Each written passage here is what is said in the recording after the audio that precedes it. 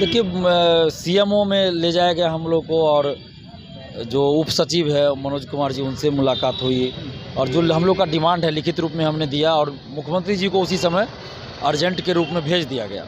और हम यही अपील करेंगे, विनती करेंगे कि आप छात्रों के साथ न्याय कीजिए, क्योंकि ये लाखों छात्रों के भविष्य से जुड़ा मामला है।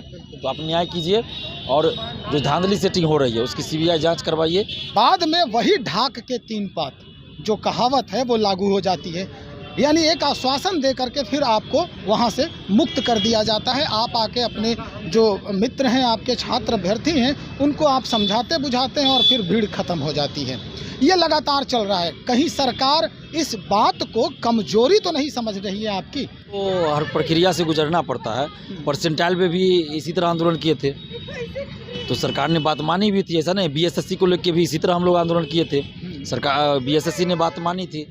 तो इसमें क्या है कि सीबीआई जांच सरकार इसलिए नहीं कराना चाहती है ना, क्योंकि प्रमुख मुद्दा हमारा सीबीआई जांच की मांग है। कल क्या आता है कि इन छोटे छोटे कामों के लिए हर जगह सीबीआई को तो नहीं लगाया जा सकता है ना। सीबीआई जांच की मांग बिल्कुल सही है। हम लोग के पास इसका तर्क है। आर्थिक अपराध इकाई जांच कर रही है। 12 जुलाई के बाद जांच एकदम जैसे लगता है बंद हो गया, कोई कुछ नहीं, सिफर ही है। अब क्या करेंगे आप और वो अभ्यर्थी जो आज अधिकारी बनने का सपना लेकर आए थे और आज सड़क पर उतर गए हैं, सड़क पर बैठकर अपना समय। दोस्तों नमस्कार, बहुत स्वागत है आपका चौकस भारत में। बीपीएससी के लिए लगातार प्रोटेस्ट जारी है। आज भी आंदोलन हुआ। छात्र नेता दिलीप आज भी गांधी मैदान तक पहुंचे और गांधी मैदान में पुलिस की बैरिकेडिंग ने इन्हें आगे बढ़ने से रोकने में सफल हो गई। लेकिन रोकने के पहले एक शर्त भी रखी गई कि आपको हम बड़े अधिकारी से मिलवा देते हैं। दिलीप मिलने भी गए। हम जानते हैं मिलने के बाद क्या कुछ हुआ वहाँ पे वार्तालाप आपकी। देखिए सीएमओ में ले जाया गया हम लोग को, और जो उप सचिव है मनोज कुमार जी, उनसे मुलाकात हुई और जो हम लोग का डिमांड है लिखित रूप में हमने दिया और मुख्यमंत्री जी को उसी समय अर्जेंट के रूप में भेज दिया गया। हम लोग के सामने अर्जेंट के रूप में भेज दिया गया और मुख्यमंत्री जी तक बात पहुंच चुकी है लिखित रूप में। पहले भी उनको पता है, सीएम आवास के बाहर हम लोग बैठे थे तो उस समय भी उनको पता है। ऐसा नहीं कि नीतीश कुमार जी इससे अनभिज्ञ है, लेकिन अब लिखित रूप में भी आज पहुंच गया। आप देखते हैं इस पर नीतीश कुमार जी क्या करते हैं। और हम यही अपील करेंगे, विनती करेंगे कि आप छात्रों के साथ न्याय कीजिए, क्योंकि ये लाखों छात्रों के भविष्य से जुड़ा मामला है। तो आप न्याय कीजिए और जो धांधली सेटिंग हो रही है उसकी सीबीआई जांच करवाइए। पेपर लीक की सीबीआई जांच कराइए। परीक्षा नियंत्रक अमरिंदर कुमार को हटाइए और 9 प्रश्नों का जो उत्तर गलत दिया गया उसको आप सुधार कीजिए। ई ऑप्शन को हटवाइए और पीटी का रिजल्ट सीट का 10 गुना अभी दिया जाता है। पहले अपीयरेंस का 10% था, तो आप फिर से उसी चीज़ को लागू कीजिए, अपीयरेंस का 10% रिजल्ट। दिलीप जी, एक बात और जो है मेरे जहन में आ रही है कि जब जब आप इस तरह से एग्रेसिव होते हैं, यानी कि जो रिजल्ट है उस या धांधली कहें बीपीएससी की, उसको आप सुधारने के लिए आगे बढ़ते हैं, तब तब छात्र का समूह जो है वो आपके साथ होता है और छात्र का समूह जो है वो एक जगह खड़ा हो जाता है और आप चले जाते हैं मिलने के लिए बड़े अधिकारी से। बाद में वही ढाक के तीन पात जो कहावत है वो लागू हो जाती है, यानी एक आश्वासन दे करके फिर आपको वहाँ से मुक्त कर दिया जाता है। आप आके अपने जो मित्र हैं, आपके छात्र अभ्यर्थी हैं, उनको आप समझाते बुझाते हैं और फिर भीड़ खत्म हो जाती है। ये लगातार चल रहा है। कहीं सरकार इस बात को कमजोरी तो नहीं समझ रही है आपकी?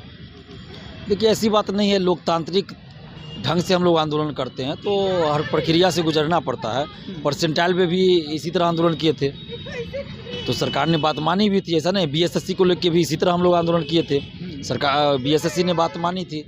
तो इसमें क्या है कि सीबीआई जांच सरकार इसलिए नहीं कराना चाहती है ना, क्योंकि प्रमुख मुद्दा हमारा सीबीआई जांच की मांग है और इसमें सभी लोग फंस रहे हैं। तो इसलिए सरकार नहीं चाहती है कि इस मांग को माना जाए। दिक्कत यहाँ पे है।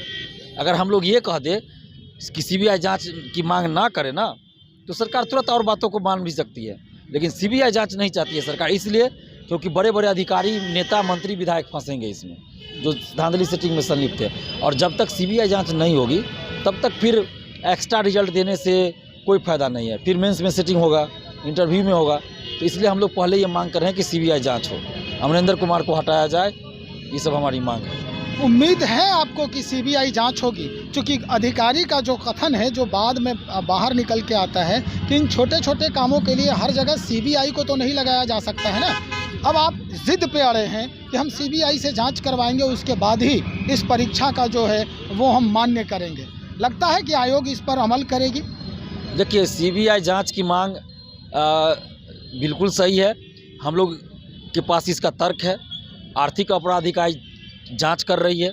12 जुलाई के बाद जांच एकदम जैसे लगता है बंद हो गया, कोई कुछ नहीं हुआ।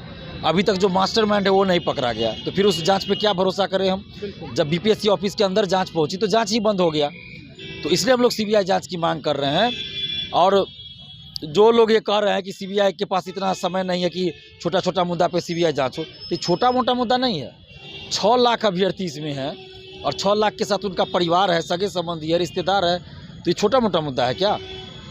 बीपीएससी एक संवैधानिक संस्था है और उसका पेपर लीक हो गया, तो ये छोटी मोटी बात नहीं है, ये बहुत बड़ी बात है।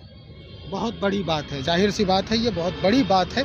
अब आखिर में आपसे एक सवाल और करना है कि पहले आपने निवेदन किया कि इस पे सुधार हो जाए, फिर आपने आवेदन किया आयोग को, सरकार को भी इत्तला हुआ आपके ही थ्रू, उसके बाद आप आंदोलन का रुख जो है वो अपनाए। अभी तक वही स्थिति है। आपको समझाया जाता है, आपको बुलाया जाता है, बड़े अधिकारी से, बड़े जो सचिव हैं, यहाँ तक प्रधान सचिव से भी आपकी बातचीत हुई है। जो नतीजा है वो शिफर ही है। अब क्या करेंगे आप और वो अभ्यर्थी जो आज अधिकारी बनने का सपना लेकर आए थे और आज सड़क पर उतर गए हैं, सड़क पर बैठकर अपना समय बर्बाद कर रहे हैं? देखिए, लोकतंत्र में यही हो सकता है ना, अगर सरकार आपकी बातों को नहीं सुन रही है, नहीं मान रही है, तो आप उसको हटा दीजिए। यही हो सकता है, वोट नहीं दीजिए, लास्ट उपाय तो यही है।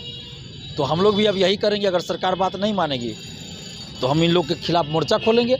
और कोई भी, चाहे सत्ताधारी पार्टी हो या विपक्ष की पार्टी हो, कोई भी पार्टी स्टूडेंट्स के लिए आगे नहीं है, आगे खड़ी नहीं हुई, सड़क पे उतर के कुछ नहीं किया, किसी भी पार्टी ने। इसलिए हम लोग सभी पार्टी का विरोध करेंगे, सभी पार्टी का, बिहार के तमाम पार्टियों का हम लोग विरोध करेंगे। पार्टी तो आपके पास आने का प्रयास कर रही है, लेकिन आप कहते हैं कि राजनीति को हम इसमें इन्वॉल्व नहीं होने देंगे। नहीं, हम लोग ये कहाँ कह रहे हैं। हम लोग तो ये कह रहे हैं कि छात्र आंदोलन रहेगा। पॉलिटिकल पार्टी वाले अपने तरफ से आंदोलन करके दिखाए ना, उनके पास कार्यकर्ता है। जैसे और मुद्दों पे वो सड़क पे उतरते हैं, धरना देते हैं, तो इस मुद्दा पे वो धरना दे सकते हैं ना अपने पार्टी की तरफ से कार्यकर्ता को लाकर। अच्छा, तो ये हम कह रहे हैं, पहले वो करके दिखाए तब हम अपने आंदोलन में बुलाएंगे। लेकिन आप सिर्फ भीड़ में आ जाइएगा दिखाने के लिए, तो वो नहीं चलेगा। पहले आपको अपने पार्टी की तरफ से प्रेस कॉन्फ्रेंस कर सकते हैं, आप सड़क पे उतर के आंदोलन पार्टी की तरफ से कर सकते हैं। उसके बाद अभ्यर्थी भी आपको बुलाएंगे, स्वागत करेंगे। कोई ऐसा नेता तो आज तक हमको नहीं मिला बिहार में, तो फिर कैसे हम अपने आंदोलन में बुलाए, छात्र आंदोलन में कैसे बुलाए? बिल्कुल सही। चलिए, तो हमारे साथ दिलीप जी जुड़े हुए थे। इनका कहना है कि पहले हमने साम दाम जो भी है वो करके देख लिया, अब स्थिति आएगी, अगर सरकार नहीं मानती है तो फिर दंड भेद की स्थिति आएगी, यानी चारों सूत्र जो है अब सरकार के खिलाफ लगा दिया जाएगा। लेकिन अब क्या होगा उन अभ्यर्थियों का जो मेंस की तैयारी के लिए इंतज़ार कर रहे हैं, वो मेंस की परीक्षा में बैठने का इंतज़ार जो हो रहे हैं। अब देखना ये होगा कि दिलीप जी आज बात किए हैं बड़े अधिकारी से, अधिकारी इनकी बात को सुन करके वो बात इनकी मानी जाती है या फिर वही स्थिति जो मिलवाए उसके बाद निश्चिंत हो जाना बनी रहती है। हम और भी बातें करेंगे, दिलीप जी से ही आपकी मुलाकात भी करवाएंगे। बहरहाल बने रहे हमारे साथ, बहुत बहुत शुक्रिया।